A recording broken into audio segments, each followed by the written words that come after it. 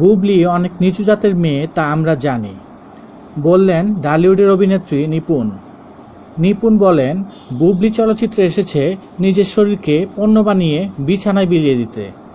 নিপুণ আরও বলেন, তার মতো মেয়েদের জন্য সাকিবের মতো লুচ্চা ছেলেদেরকে ফাঁদে ফেলানো কোনো ব্যাপারই না। আর তাই তো সাকিব তার নিজের ছেলে এবং বউকে ফেলে মদের অনুষ্ঠান করলো। সাকিবের নিজের এরকম নিষ্পাপ ছেলের সাথে এরকম আচরণে আমি অনেক আহত হয়েছি। সত্যি বলতে সাকিব যে এত চরিত্র খারাপ তা কখনো কল্পনাও করিনি। সাকিব কিভাবে পারল ছেলে জন্মদিনের সময় বারে পার্টি এবং বুবলির মতো মেয়েকে নিয়ে নাচানাচি করতে? আমি তো বলবো অপুর মতো মেয়েই হয় না, তবু কেন সাকিব অপুকে স্ত্রীর মর্যাদা দিচ্ছে না?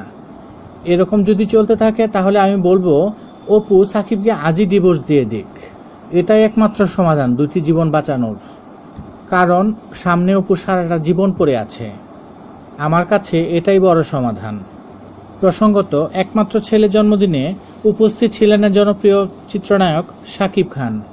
সে অনুষ্ঠানে তার স্ত্রী অপু বিশ্বাস হাসি মুখে সময় কাটিয়েছেন অতিথিদের সাথে। সাকিবের অনুপস্থিতির কারণেই ফের সমালোচনা হচ্ছে এই দুই তারকার মধ্যকার সম্পর্ক নিয়ে। ছেলে আব্রাহাম খান জয়ের জন্মদিন উপলক্ষে শাকিব খান একটি পত্রিকায় বলেছেন, আমার ছেলের জন্মদিনের অনুষ্ঠানে কার্ডে আমার ছবি কোথায়?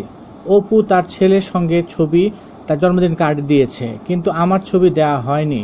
আমি কি জয়ের বাবা হই না? জন্মদিনের অনুষ্ঠানটা যেন ভালোভাবে করতে পারে এই জন্য আমি 1 মাস আগে অপুকে 5 লক্ষ টাকা দিয়েছি। অথচ আমার টাকায় জন্মদিনের অনুষ্ঠান হলো আর আমন্ত্রণ কার্ডে আমারই ছবি নেই। এত বড় অপমানের পর আমি কিভাবে আসবো এই অনুষ্ঠানে? আমি এই বিষয়টিতে অনেক কষ্ট পেয়েছি।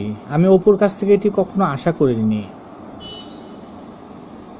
তো সুপ্রিয় দর্শক, বিনোদন জগতে নিত্য নতুন খবরাখবর জানতে আমাদের চ্যানেলটি সাবস্ক্রাইব করুন, লাইক, কমেন্ট এবং শেয়ার করুন। আর কমেন্টসের মাধ্যমে অবশ্যই আপনাদের মূল্যবান মতামত জানাবেন। ধন্যবাদ।